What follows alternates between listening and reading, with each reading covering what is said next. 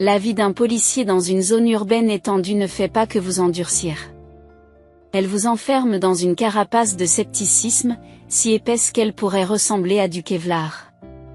C'était moi, Emma, un ancien lieutenant de 37 ans devenu détective privé. Je traînais une valise de méfiance plus lourde que les affaires que je résolvais, mon quotidien tournant autour des partenaires infidèles et de l'art de la tromperie. Pas vraiment le cadre d'une histoire romantique, n'est-ce pas? C'est alors que Bobby est entré dans ma vie, comme un phare de l'art moderne, rafraîchissant mon monde comme un coup de pinceau vibrant sur une fresque murale qui s'efface. Nous nous sommes croisés lors d'une exposition d'art à Philadelphie, où les passionnés se disputaient les termes de postmoderne et d'avant-garde avec une aisance sans faille. Je me sentais plus mal placé que jamais, comme un poisson qui pédale sur une bicyclette au lieu de nager dans son habitat naturel. Une pièce intrigante, n'est-ce pas? Comment ça? Bobby. Son regard se fixe sur ce qui semble être un tas de ferrailles stratégiquement placées. Mes yeux oscillent entre lui et ce chef-d'œuvre. Si tu veux dire que j'ai déjà vu des tas d'ordures plus ordonnées, alors absolument, c'est fascinant, dis-je en plaisantant. Son rire, profond et sonore, a fait tourner les têtes lorsqu'il s'est présenté. 7 mois plus tard, je suis complètement éprise, entraîné dans un tourbillon d'amour qui semble trop surréaliste. Bobby, un homme élégant tout droit sorti d'un magazine de style et un gentleman d'une époque révolue, m'a séduite avec des lectures de poésie, des expositions d'art exquises et le genre d'attention qui m'a donné l'impression d'être la seule femme en vie. Sous un ciel étoilé à Central Park, Bobby m'a demandé en mariage, sans la moindre hésitation, j'ai dit oui, le cœur battant de joie. La période des fiançailles a été un véritable bonheur. Je me surprenais souvent à rêver d'un avenir rempli d'amour, de rire et d'enfants. Mais l'adage selon lequel les choses sont trop belles pour être vraies? Il a commencé à résonner plus fort lorsque j'ai rencontré la mère de Bobby, Marilyn, l'incarnation de la froideur, qui m'a examiné comme si je gâchais le pédigré de la famille. Un détective? N'est-ce pas un peu déplacé? Elle m'a interrogé au cours de notre premier dîner troublant. Cela dépend du siècle dans lequel votre lame est ancrée, ai-je rétorqué sans perdre de temps, ce qui a valu à Bobby un sourire crispé. Les visites de Marilyn se firent de plus en plus fréquentes, chacune d'entre elles étant un audit de notre vie commune naissante. C'est par un mardi soir glacial, 3 semaines seulement après le début de notre mariage, qu'elle est apparue à l'improviste, avec un dédain palpable. Emma, ma chérie, commença-t-elle. Le ton empreint de condescendance. Je vois qu'elle s'accroche encore à ton travail vieillot. J'avais espéré que le mariage te transformerait en une dame digne de ce nom. J'étais en train de couper des légumes pour le dîner, le couteau m'attirant soudain pour des raisons autres que culinaires. Marilyn, d'où je viens, on appelle ça gagner sa vie. Tu devrais peut-être essayer un jour. A eu lieu d'exploiter les autres, répondis-je, d'une voix ferme, tandis que ses lèvres se resserraient. Marilyn a gardé son attitude posée pendant qu'elle suggérait. Bobby a été élevé avec certaines attentes, Emma. Il est encore temps pour toi de t'orienter vers une carrière plus convenable, un peu plus raffinée. Respectable? Comme être une personne qui se mêle des affaires des autres à plein temps? Répondis-je, le ton tranchant de ma voix n'étant plus à démontrer. Merci, mais je préfère m'en tenir à la traque des conjoints infidèles et des trompeurs. À ce propos, comment se porte votre club de bridge? C'est à ce moment-là que Bobby est entré, dans un timing impeccable.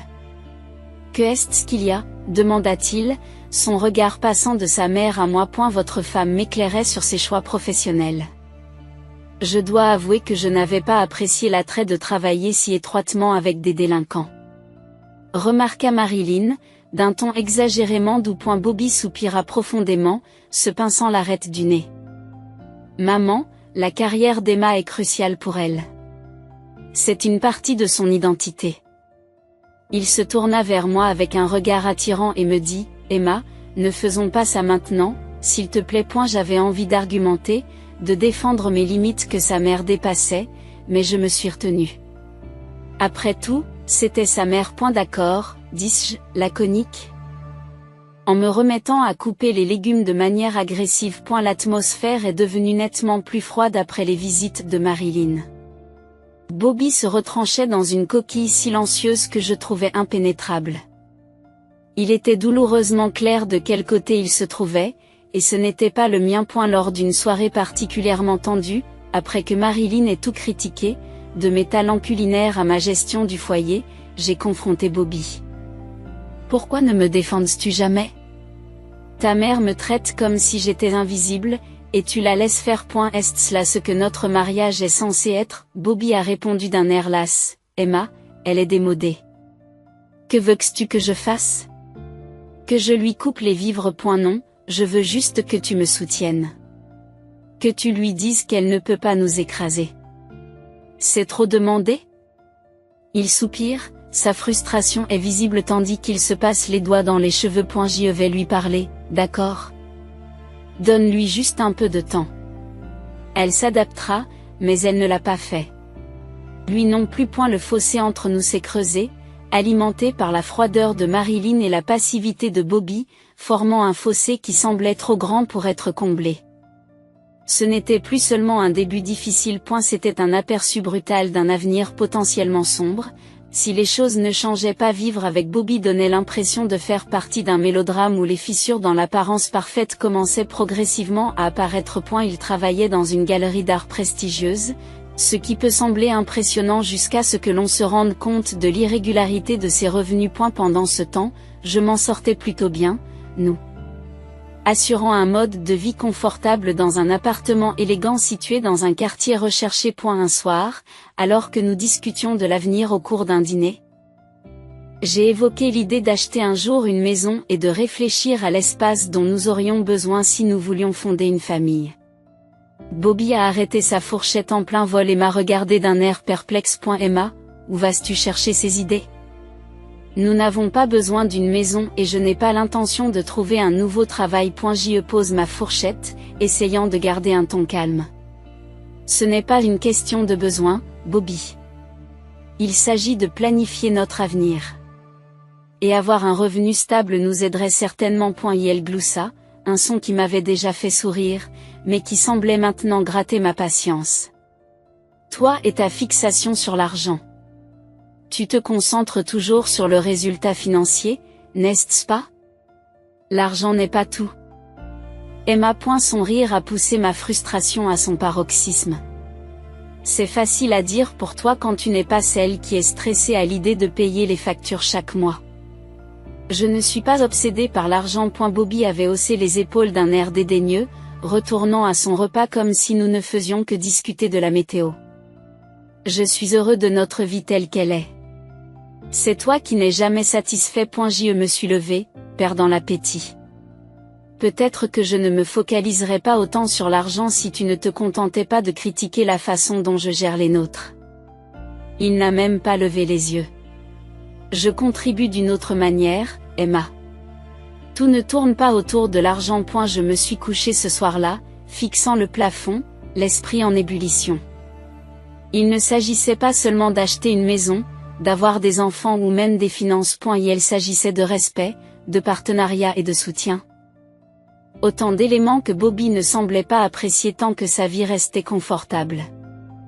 Il a rapidement rejeté mes préoccupations en les qualifiant d'obsession de l'argent, ce qui était une façon d'esquiver les vrais problèmes qui se posaient entre nous. Un dimanche apparemment ordinaire, notre salon s'est soudain transformé en scène de drame lorsque Marilyn, ma belle-mère que je n'aimais guère, est entrée dans la pièce. L'atmosphère s'est tendue tandis qu'elle restait rivée à son téléphone, sa voix oscillant entre la panique et la confusion. Et vous me dites que mon numéro de sécurité sociale a été suspendu? Combien dois-je payer pour réparer cela? La voix de Marilyn se brise, ses mains tremblent tandis qu'elle fouille dans son sac à main à la recherche de son chéquier et de ses documents. Dans la cuisine, un café à la main. Je l'ai entendu parler de sécurité sociale et de paiement. Des années de travail dans la police avaient aiguisé mon instinct et toutes les alarmes de ma tête se sont déclenchées. Il s'agissait d'une escroquerie. Je me suis précipitée dans le salon. Mon approche était silencieuse mais rapide. Marilyn raccroche le téléphone. C'est une arnaque. J'intervins fermement mais calmement, espérant faire passer l'urgence sans provoquer de panique. Elle se retourna, choquée et offensée. Je vous demande pardon. Je m'en occupe, Emma. Votre intrusion n'est pas nécessaire. Mais avant qu'elle ne puisse protester davantage, je m'avançai, attrapai le téléphone et mis fin à l'appel d'un clic décisif. Le silence s'est installé dans la pièce, lourde tension. Marilyn recula comme si je l'avais frappée, son visage se tordant dans une expression de fureur et d'incrédulité. Comment as-tu osé? C'était incroyablement grossier et déplacé. Pour qui te prends-tu, me traiter comme une enfant naïve? Bobby, attiré par le vacarme, apparut sur le seuil. Son visage était un mélange d'inquiétude et de frustration. Emma, que se passe-t-il? Pourquoi dérangeais-tu ma mère? Je me suis tournée vers lui, ma frustration grandissant. Cet appel provenait d'escrocs, Bobby. Ils essayaient d'escroquer Marilyn en prétendant que son numéro de sécurité sociale était suspendu. C'est une tactique courante. Je l'ai vu des centaines de fois. Bobby se frotta la nuque, un geste que j'identifiais comme le fait qu'il se sentait acculé. D'accord, mais tu n'aurais pas pu être un peu plus diplomate? Marilyn, qui rassemblait ses affaires d'une main tremblante, me lança un regard assez vif pour faire cailler le lait. Je n'ai pas besoin d'être sauvée, surtout pas par quelqu'un qui me traite avec un tel manque de respect. Je m'en vais. Nous verrons ce que la banque dira de cette soi-disant escroquerie. Elle partit en trombe, laissant derrière elle un silence glacial. Bobby soupire. Son regard passe de la porte à moi. Emma, je sais que tu as fait une bonne rencontre, mais tu dois te montrer plus douce, surtout avec ma mère. J'y ressentis un pincement au cœur, mais je restai sur mes positions.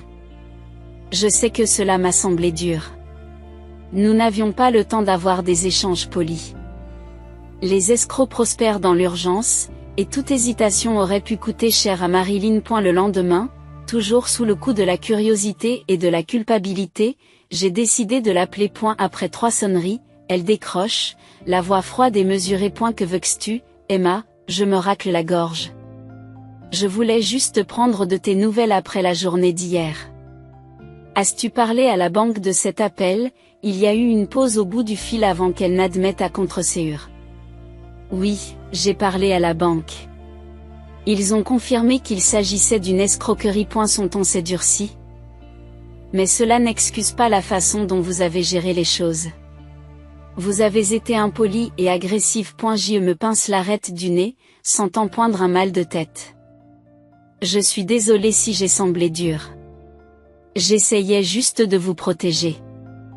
Ces escrocs sont des professionnels de la tromperie et ils sont très convaincants. Elle répondit sèchement, avec un soupçon de gratitude à contre-séure. Je suppose que je devrais vous remercier d'avoir empêché une erreur. Mais ne croyez pas que cela change mon opinion sur vos méthodes ou votre comportement.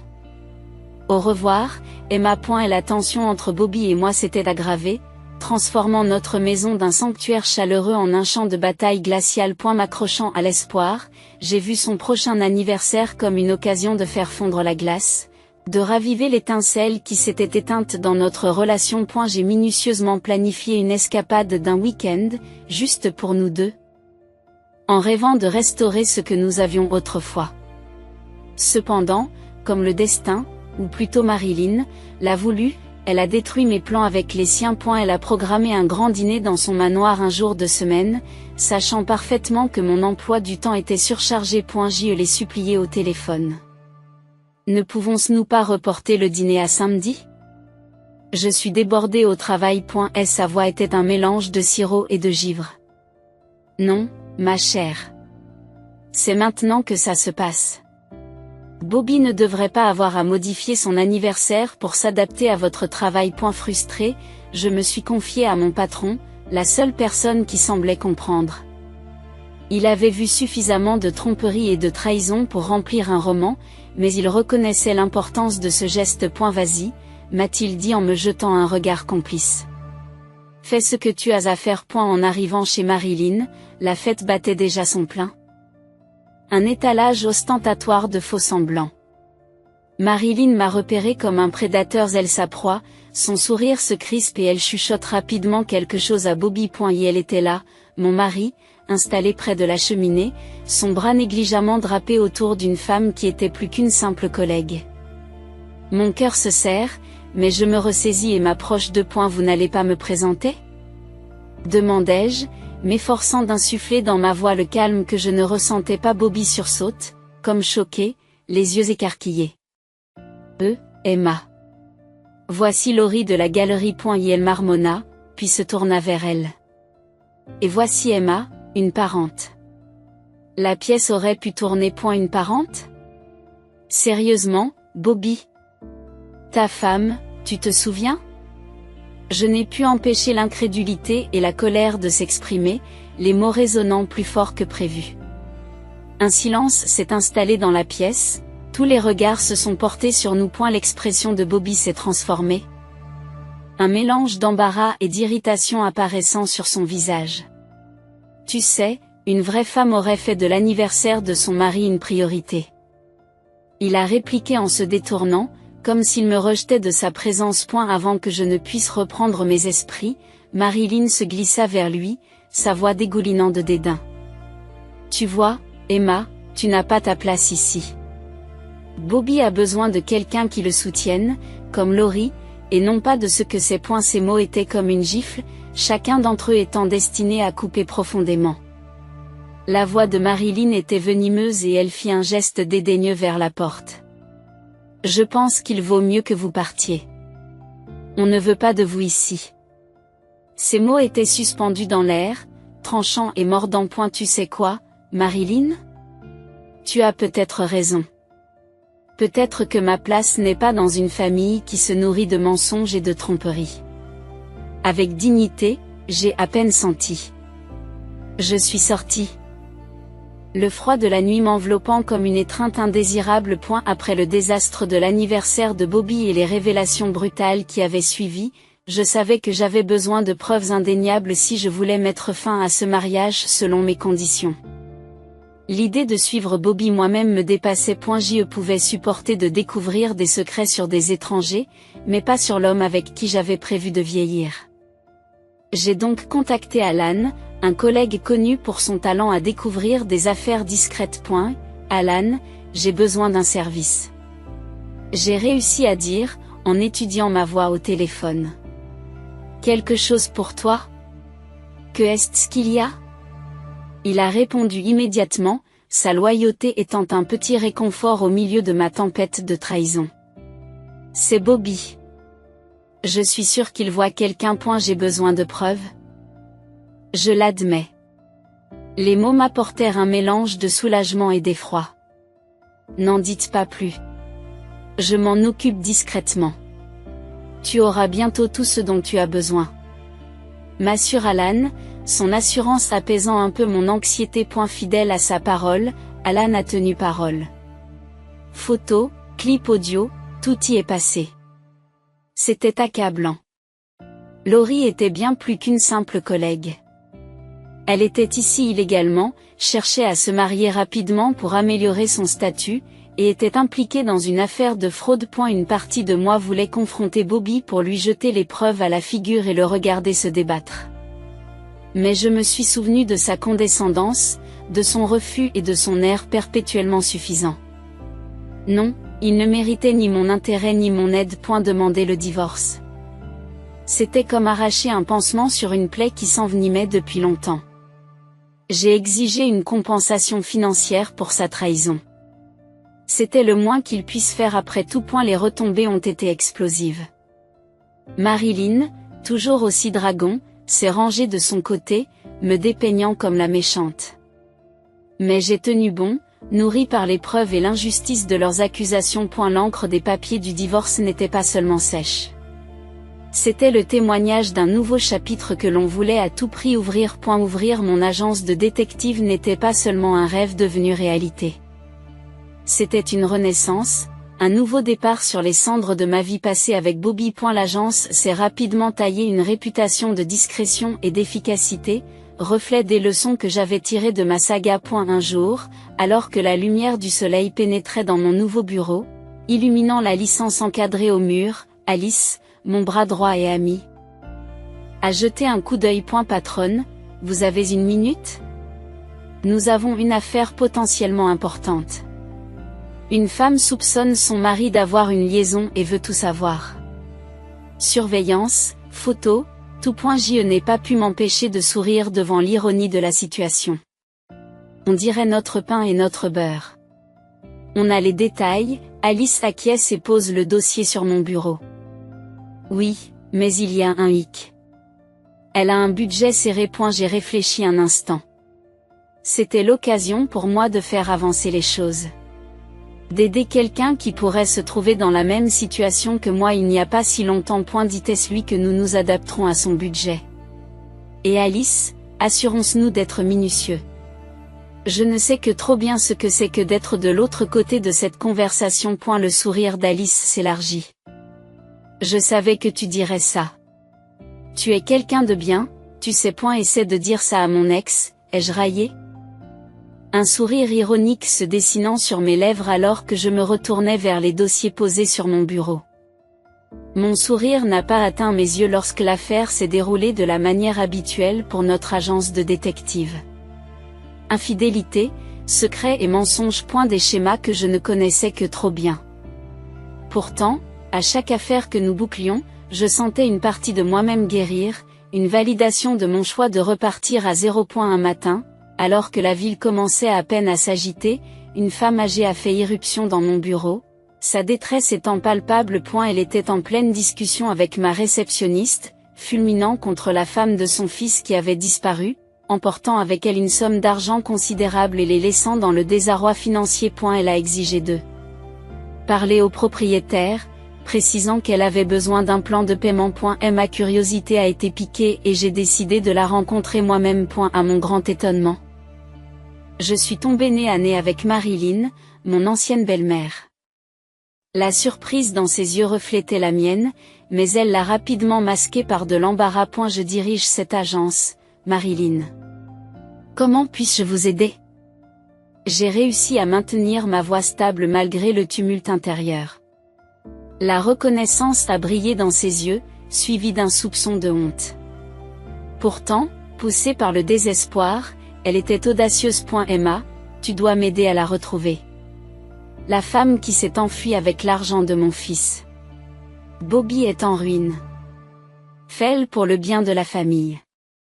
Sans frais, l'audace de sa demande me laissa momentanément sans voix. Et la même femme qui avait pris le parti inconditionnel de Bobby se trouvait maintenant dans mon bureau, demandant une faveur comme si le passé n'avait jamais existé.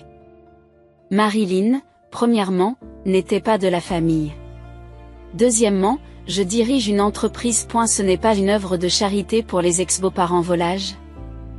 Répondis-je d'un ton ferme. Mais Emma, après tout, ne peux-tu pas faire cette seule chose?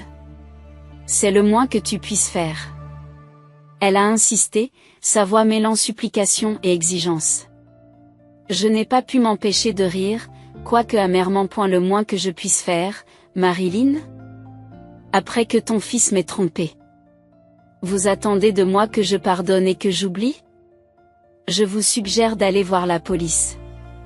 Ils sont mieux équipés pour s'occuper des personnes disparues et des fraudes. Elle est restée là, sidérée, comme si l'idée que je puisse la refuser ne lui avait jamais traversé l'esprit. Mais Emma, non, Marilyn. J'ai appris une précieuse leçon de Bobby et de toi. Ne jamais faire confiance aux escrocs et aux menteurs. Il est temps que tu apprennes la même chose. J'ai interrompu ma décision définitive. Et la vie, en effet, se boucle, mais c'est à nous de décider comment nous fermons la boucle. Pour moi, c'est en restant fidèle à mes valeurs et en regardant vers l'avant. Pas vers l'arrière. Une semaine s'était à peine écoulée depuis la visite de Marilyn que mon téléphone sonnait avec un numéro. Je pensais l'avoir effacé de ma vie. En voyant le nom de Bobby clignoter sur l'écran, j'ai eu l'impression de replonger dans un monde que j'avais laissé derrière moi. Et la curiosité a pris le dessus et j'ai répondu. Bobby, que veux-tu? Mon ton était réservé, je m'attendais à ce qu'il me dise ce qu'il avait préparé. Emma, j'ai beaucoup réfléchi. Je veux qu'on recommence à 0. Qu'on se remette ensemble. Avoir des enfants, tu sais. Et sa voix portait ce vieux mélange familier d'espoir et de ce que j'avais pris pour de la sincérité. Je n'ai pas pu m'empêcher de grogner. C'est vrai? Et où vivrions-nous dans ta fantaisie? Sa réponse était teintée d'excitation. Oh, tout est prévu. Nous vivrons d'abord avec ma mère, nous économiserons de l'argent. Puis tu pourras nous acheter une grande maison. Ce sera parfait. J'y ris plus fort cette fois. L'absurdité de la situation me frappait de plein fouet. Tu es toujours aussi arrogant, Bobby. Tu crois que je reviendrai juste pour jouer à la maison avec toi et ta mère, et que je paierai ensuite la facture d'une grande maison? Il a trébuché sur ces mots. Le désespoir se lisait clairement dans sa voix. Mais Emma, j'ai changé. Nous pouvons tout arranger. S'il te plaît. La demande de Bobby était suspendue dans l'air. Un faible écho de désespoir qui ne pouvait plus m'atteindre. J'ai fait une pause, réfléchissant aux années que j'avais perdues, aux larmes que j'avais versées et au voyage laborieux que j'avais entrepris pour me reconstruire à partir de l'épave qu'il avait laissée derrière lui. Bobby, tu n'as pas changé. Au revoir. Sur ce, j'ai raccroché, le déclic de la ligne téléphonique coupant non seulement notre conversation, mais aussi les liens persistants avec un passé qui avait tenté de me définir. Alors que le silence s'installait autour de moi, un profond sentiment de paix enveloppa mon cœur. L'appel, aussi absurde qu'il ait été, a servi de validation ultime de ma croissance, de ma résilience et de mon indépendance. Je m'étais construit une nouvelle vie, une carrière florissante et j'avais retrouvé mon identité, des réalisations qui auraient été inaccessibles si j'étais restée prisonnière d'un mariage qui m'étouffait et me diminuait. L'appel de Bobby s'est avéré n'être rien de plus qu'une perturbation mineure, un rappel fugace du chemin parcouru. L'avenir s'ouvrait devant moi, brillant et plein de promesses, comme une toile vierge prête à être ornée de nouveaux rêves, de nouveaux défis et de nouvelles réalisations. En reportant mon attention sur le travail qui m'avait donné un but et un sentiment d'appartenance, je me suis sentie prête à affronter tout ce qui m'attendait. Après tout, la meilleure des revanches est de bien vivre, et j'avais bien l'intention de le faire. Le travail qui m'attendait n'était pas seulement un travail, c'était un témoignage de mon parcours, un reflet de la force que j'avais acquise et des nouvelles voies que j'étais impatiente d'explorer. J'avais le cœur solide, la volonté ferme, et ma vie m'appartenait sans équivoque.